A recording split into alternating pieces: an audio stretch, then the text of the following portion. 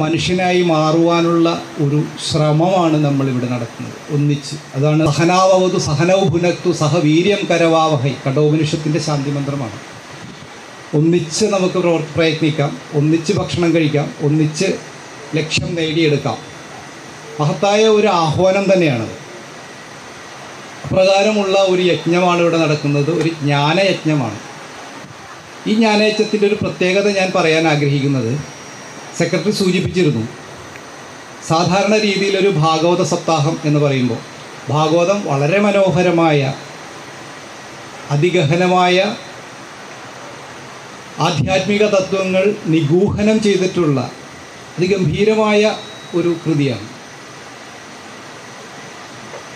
അതിൽ കൂടെ സഞ്ചരിക്കുമ്പോഴേക്ക് നമ്മൾ അത്ഭുതം കൊണ്ട് കണ്ടുവിടർന്നു പോകും.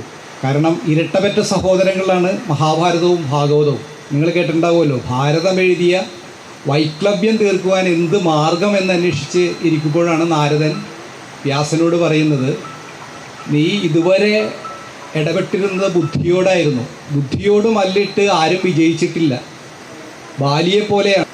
ബാലിയെപ്പോലെയാണ്. ബുദ്ധിയുമായി ഗുസ്തി പിടിച്ചു കഴിഞ്ഞാൽ പകുതി ബാലി കൊണ്ടുപോകും, അതുപോലെ ബുദ്ധി കൊണ്ടുപോകും, നിന്നെ ക്ഷീണിപ്പിക്കും.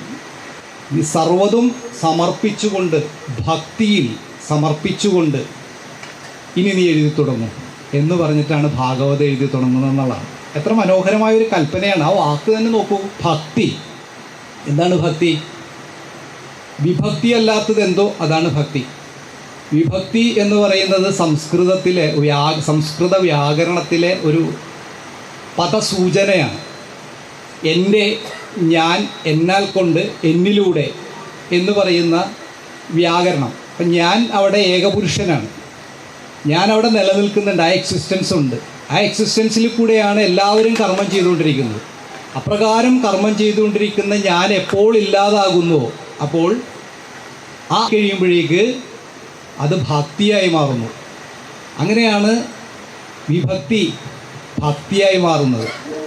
ഏതായാലും സമ്പൂർണമായ ഒരു സമർപ്പണമാണ് സത്യത്തിൽ ഒരു യജ്ഞത്തെ ഭക്തി നിർഭരമായി മാറ്റുന്നത്. അത് ഇവിടെ നടക്കുമെന്നുള്ളതാണ് എൻ്റെ പ്രതീക്ഷ. തീർച്ചയായും ഗുരുകാരുണ്യം നമ്മളിലെല്ലാം നിർലോഭം ചൊരിയപ്പെടുന്നുണ്ട്. സാധിക്കട്ടെ. ഇനി ഇതിൻ്റെ ഘടനാ വിശേഷങ്ങളെക്കുറിച്ച് ഞാൻ സൂചിപ്പിക്കാം. ഭാഗവതം നിങ്ങളിൽ പലരും കേട്ടിട്ടുള്ളതായതുകൊണ്ട് ഞാനത് പറയേണ്ട കാര്യമില്ലല്ലോ. നിഗമകൽപ്പതരോർഗളിതം ഫലം ശുഖമുഖാമൃതദ്രവ സംയുതം പിബത ഭാഗവതം രസാലയം ഉഹുരഹോ രസികാഭുവി ഭാവുക എന്ന് പറഞ്ഞാണ് ഭാഗവതം തുടങ്ങുന്നത് തന്നെ. വ്യാസമഹർഷിയുടെ ഒരു പ്രത്യേകത, വ്യാസൻ എല്ലാ കർമ്മങ്ങളിലും വ്യാപൃതനാണ്, പക്ഷെ ഒരു കർമ്മവും അദ്ദേഹത്തെ തീണ്ടുന്നില്ല എന്നുള്ളതാണ്. അതിമനോഹരമാണ്. അതുപോലെ ഈ ഭാഗവതത്തിൻ്റെ സന്ദർഭം എന്ന് പറയുന്നത് ലോക ചരിത്രത്തിൽ ഇതുപോലൊരു സന്ദർഭം ഉണ്ടായിട്ടില്ല. അത്രയും മനോഹരമായൊരു സന്ദർഭത്തിലൂടെയാണ് അതെല്ലാം കേട്ടോ. കഠോപനിഷത്ത് നോക്കിയാലും പല ഉപനിഷത്തുകൾ നോക്കിക്കാലും നാടകീയമായൊരു മുഹൂർത്തത്തിൽ കൊണ്ടുപോയി ഒരു സാധകനെ നിർത്തി ആ നാടകീയമായ മുഹൂർത്തത്തിൽ നിന്ന് അവനെ വിടുതി നേടിച്ച് ഒരു ദർശനത്തിലേക്ക് എത്തിക്കുന്ന അതിസുന്ദരമായ ഒരു കവനകല ഇതിൻ്റെ എല്ലാത്തിൻ്റെയും പുറകിലുണ്ട്. പരീക്ഷത്തിനെ കുറിച്ച് നിങ്ങൾ കേട്ടിട്ടുണ്ടല്ലോ. മരിച്ച് ജീവിച്ചവനാണ്, അതുകൊണ്ടാണ് പരീക്ഷത്തെന്ന് അദ്ദേഹത്തിന് പറയും. ഉത്തരയുടെ ഗർഭത്തിൽ ബ്രഹ്മാസ്ത്ര താഠനമേറ്റ് കൊല്ലപ്പെടുകയും സാക്ഷാൽ ശ്രീകൃഷ്ണ ഭഗവാന്റെ അനുഗ്രഹാശിസുകൾ ഒന്നുകൊണ്ട് മാത്രം ജീവൻ തിരിച്ച് ലഭിച്ച്, അതുകൊണ്ടാണ് കുട്ടിക്കൃഷ്ണമാരാർ വിശേഷിപ്പിക്കുന്ന ചത്ത് ജീവിച്ച കുട്ടി എന്ന് പറയുന്നത്.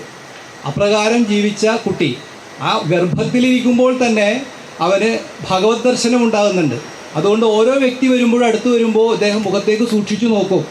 അങ്ങനെയാണ് അദ്ദേഹത്തിന് പരീക്ഷിത്ത്, എല്ലാവരെയും പരീക്ഷിക്കുന്നതുകൊണ്ട് പരീക്ഷിത്തെന്ന് ഒന്ന് പേര് വന്നത് ഒരു വകഭേദമുണ്ട്. അപ്രകാരം ഒരു ഭാഷയുണ്ട്. അത്രയും ഭക്തനായ പരീക്ഷത്തിന് പോലും ഒരു അബദ്ധം പറ്റുന്നു. ശമീകൻ എന്ന് പറയുന്ന ഒരു മഹർഷിയുടെ കഴുത്തിലൊരു ചത്ത പാമ്പിനെ ഇടുകയും അദ്ദേഹത്തിൻ്റെ മകൻ ശൃംഗി അദ്ദേഹത്തെ ശപിക്കുകയും 7 ദിവസത്തേക്ക് അദ്ദേഹത്തിനൊരു കാലാവധി കൊടുക്കുക. 7 ദിവസത്തിനുള്ളിൽ തക്ഷക ദംശമേറ്റ് നീ കൊല്ലപ്പെടും എന്ന് പറയുകയും ചെയ്യും. 2 ഭാഷ്യങ്ങളുണ്ട് കേട്ടോ. മഹാഭാരതത്തിലെ ഭാഷ്യത്തിൽ